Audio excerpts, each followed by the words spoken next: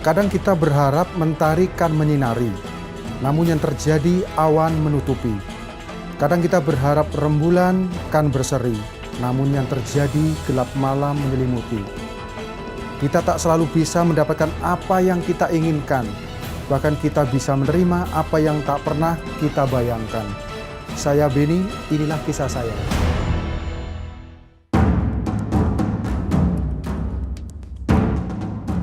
Tahun 2007, tahun yang berat buat keluarga kami. Saya harus pindah dari Kebumen ke Solo untuk memulai awal hidup kami. Saya berharap kehidupan kami lebih baik. Setelah kami berumah tangga, kami dikaruniai seorang anak bernama Juan. Sekitar 11 bulan, anak itu mau ulang tahun, Tuhan panggil. Jadi anak tersebut tersedak karena makanan. Sempat saya bawa ke rumah sakit, saya berusaha sebagai orang tua, saya kejar naik motor, tapi akhirnya tak tertolong. Itu membuat saya sangat terpukul sekali dan saya mengalami depresi yang begitu luar biasa karena anak yang begitu saya idam-idamkan dan saya juga mendapatkan dengan doa. Sedih dan nggak percaya anak saya meninggal karena dalam keadaan sebelum meninggal dalam keadaan sehat. Udah kayak nggak tahu tujuan hidup itu nggak tahu. Udah jadi karena baru seneng-senengnya punya anak cowok ganteng, lucu, terus anaknya itu nggak nakal gitu, baik gitu.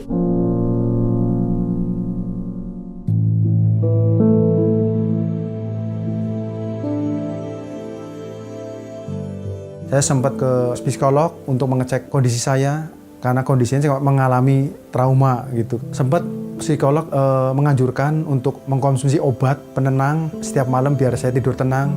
Tapi selama saya jalanin setiap malam kami nggak merasakan ketenangan.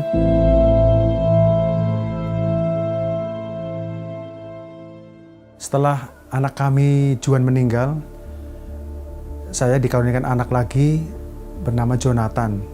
Ya, saya sangat sukacita sekali karena sepeninggalnya anak kami yang Juan itu, Tuhan sangat baik. Cuma pas saat bayi itu dikeluarin sama suster, nih Pak, anaknya kok mukanya beda, nggak fresh, nggak kayak kakaknya. Karena kan jarak sama kakaknya 1 tahun 4 bulan. Terus papanya minta dicek semuanya. Anak kami yang ketiga, Jonathan, divonis dokter ada kebocoran jantung 3 lubang.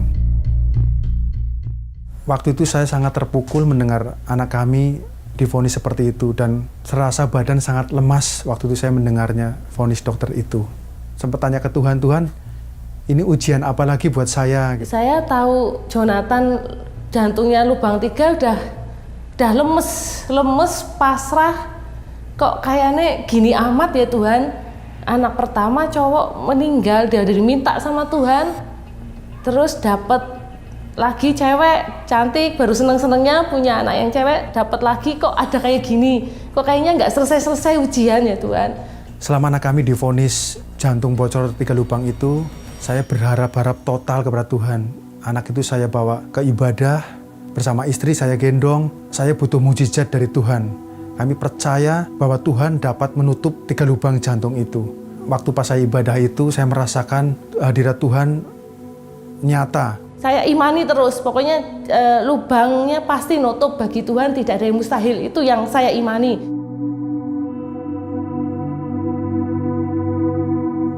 Waktu dalam keterburukan itu saya juga punya lagu yang menyentuh hati saya. Segala perkaraku ku serahkan padamu, Allah pembelaku. Segala khawatirku ku taruh di kakimu.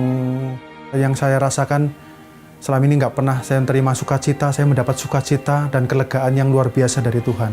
Saya benar-benar merasakan hati saya dikuatkan. Dan saya mendapat suatu rema dari firman Filipi 4 ayat 13, yaitu yang berbunyi segala perkara dapat kutanggung di dalam Dia yang memberi kekuatan kepadaku. Itu menguatkan hati saya hingga saya bisa kuat sampai sekarang ini. Emang pada saat itu umur 3 bulan itu lubangnya masih 3. Setelah itu saya datang terus 1 bulan ke Surabaya.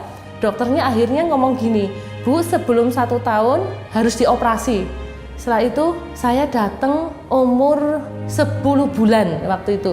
Waktu proses operasi berjalan, dokter sempat menemuin saya bahwa anak Bapak Jonathan ini kami operasi hanya 1 lubang. Padahal kami tahu bahwa lubang itu ada 3 lubang. Jadi pas waktu kontrol yang 10 bulan itu sudah ketutup 2, terus jadi tinggal 1, satunya itu operasi. Berjalannya dengan waktu, anak kami bisa sembuh, mendapat mujizat dari Tuhan. Dengan prediksi dokter biaya 100 juta itu, kami pulang dengan hanya membayar 1 juta. Dan itu yang kami rasakan suatu mujizat dari Tuhan juga.